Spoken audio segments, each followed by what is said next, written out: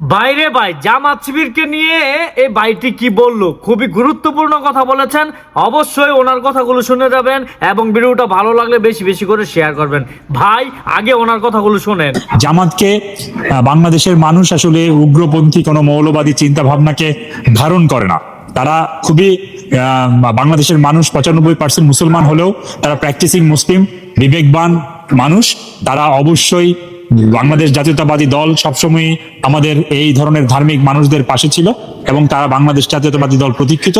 আমরা জামাতকে এবং অন্য এনসিপিকে খুব বড় প্রতিপক্ষ মনেই করছি না। আমাদের বাংলাদেশের এখন ভোটারের প্রজন্ম, যে নতুন ভোটার যারা 2008-এর পর থেকে কখনোই ভোট দিতে পারে না, এই 17 বছরে যে মানুষটা 18 বছর ছিল সে প্রায় 34-35 বছরের যুবক হয়ে গেছে।